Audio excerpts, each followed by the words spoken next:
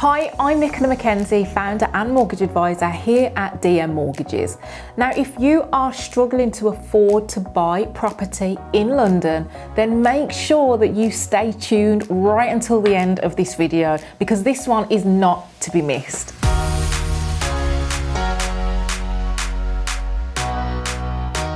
London is arguably one of the most expensive cities to buy property, not just here in the UK, but worldwide.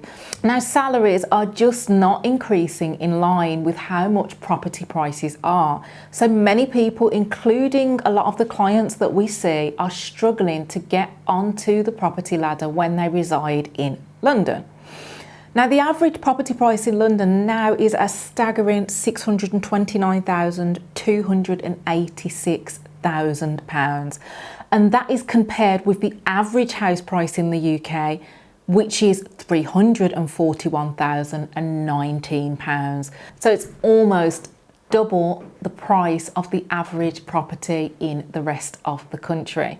Now, assuming you were buying a property in London at the average house price figure of what it costs in that city, let's say with a 10% deposit, then you'd need to have an income of around £125,000, whether that's as an individual or jointly, to be able to afford a property of that kind of price with a 10% deposit. Now, there are a lot of people in London that do not have that kind of income, or they are an individual applicant buying on their own, again, which makes it even more difficult to achieve an income of in excess of £100,000 a year. And that's really why I've done this video, to give you some ideas to help you think outside the box if you were trying to buy a property in London on a salary of less than this, whether that's you as an individual or jointly. So these are just ways that might help you to be able to afford to get onto the ladder. Now, we commonly help people living in London in these situations by following some of the tips in this video. So again, head over to our website, dm.mortgage, and book in for a free of charge appointment if you want help with any of the things that I'm highlighting in this video. But now let's look at some of the tips. Now, the first thing to consider is to move outside of London. And I'm not saying that you have to move hundreds of miles away, but the outskirts are generally a lot cheaper than when you're trying to live in central London. Now, it sounds like an obvious one, but it is seriously one for people to consider. We arrange mortgages for many people that are planning to relocate to the outskirts because it's much more affordable. Still within commutable distance if your job means that you've still got to travel into London, but the house prices are so much cheaper. And obviously the further you go out, generally speaking, then the cheaper or the more affordable house prices become. But here are just a few examples to again get you thinking about this. Reading, for example. So you're looking at the fastest train into London is 25 minutes. That's not a long time. The average house price in Reading is £371,000 compared to London, where it's £629,000. Another example, High Wycombe is a common area that people will consider relocating to. The fastest train into London, 27 minutes. The average house price, £354,000.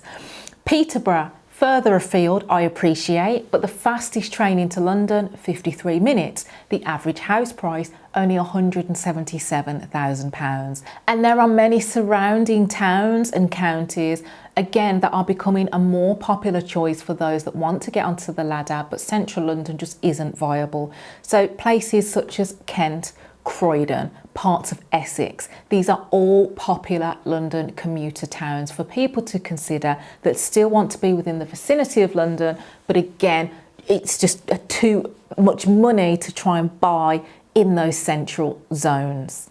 Now, bear in mind, again, I'm always coming at this from the perspective of a mortgage advisor and how lenders view things. If you're moving outside of London, but you work in a job where you're expected to be in the office 5 days a week, or, where it's not possible to work from home, say you're a nurse, for example, then again, you have to think this through. Is it realistic and viable for you to make that commute wherever you are? Because a lender's going to check this, and again, in order for the application to be successful, will expect things to tie up. Also, if you are moving outside of London, say 2 hours or an hour away, but you are a nurse having to travel in, then the travel costs will usually be factored in for the affordability assessment. So again, the viability of doing this is going to depend on a few factors, what you do for a living being one of the main ones. But again, it is something that we do commonly help our clients with, and it helps people to get onto the ladder where they may not have been able to had they have still been trying to buy in London. Now, another tip for you to consider is using the Help to Buy scheme. If moving outside of London just isn't viable for you for one reason or another, then the Help to Buy scheme is a great affordable scheme that can help you to buy a property in London without needing as much income as you may have needed with a smaller deposit, not using the Help to Buy scheme. Now, there are conditions that you have to meet in order to be eligible. One of the main ones being that you have to be a first-time buyer, and also you have to be buying a new build property. I appreciate new build properties are not for everybody, but in London, the purchase price of the property, if you're using the Help to Buy scheme, also has to be a maximum of £600,000 or obviously less. But the benefit here is that you are able to get an equity loan towards the purchase. And buying a new build property in London using the scheme, you can borrow up to 40% from the government. Whereas the rest of England, you can only borrow up to 20% when using the Help to Buy scheme. So the scheme is a lot more generous for those that live in London for obvious reasons. Now, in summary, how the scheme works is you contribute as the buyer a minimum of 5% towards the purchase. So on a property of £600,000, you would need a deposit of £30,000.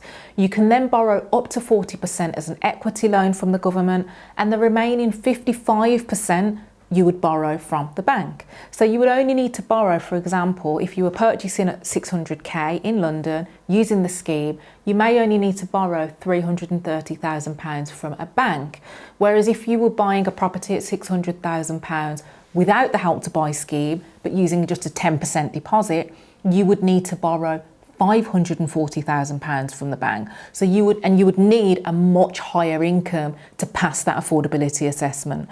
So the point is, Help to Buy scheme, don't get me wrong, if you're buying a property at £600,000, you are still going to need a relatively good, healthy, stable income to get there, but just not as much as if you were not using a scheme and using a small deposit.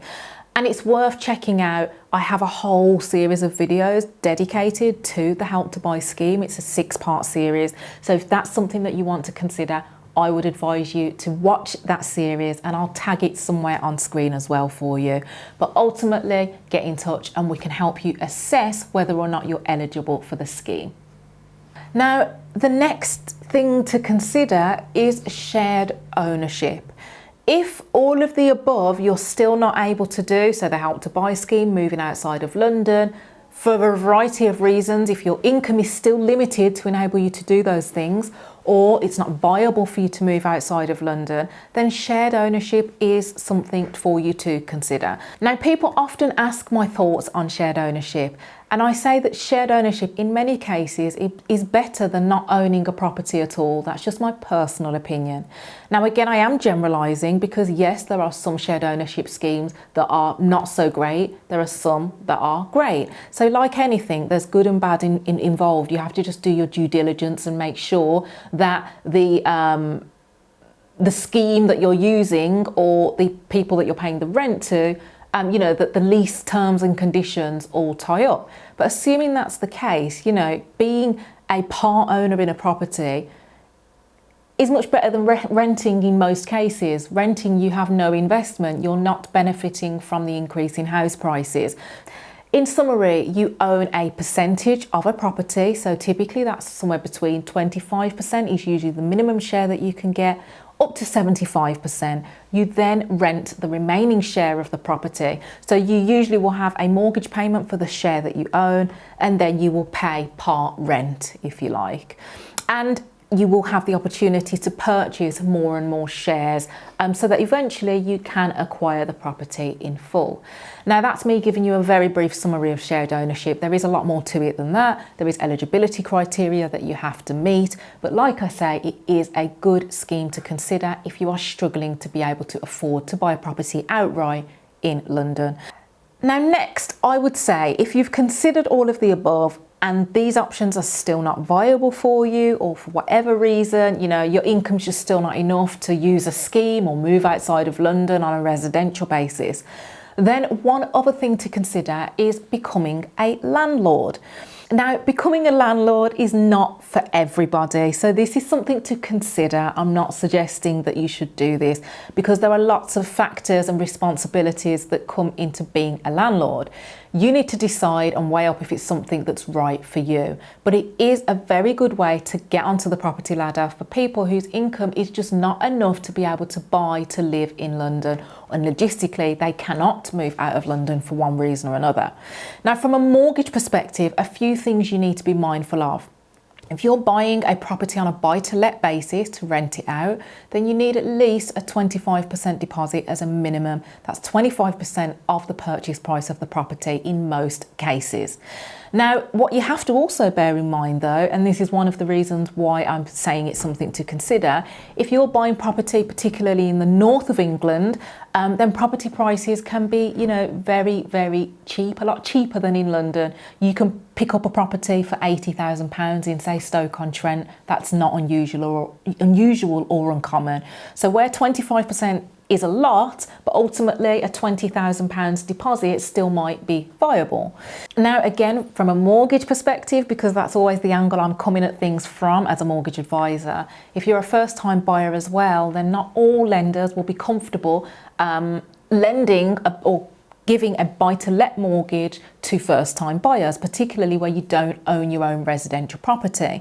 But again, there are some lenders out there that are willing to take that slightly added risk and that chance and offer mortgages. So again, we can help guide you if this is something that you want to consider, to make sure that we are choosing a lender that's going to accommodate that particular scenario.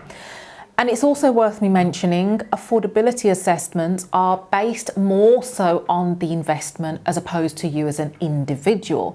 Now, some lenders will still expect you to have a certain level of income, typically in excess of £25,000. But ultimately, the affordability assessment is more so based on the investment, what rental income the investment will achieve. Will that cover the mortgage payments? What's the value of the property? Those things are much more important, generally speaking, to the lender as opposed to your personal income.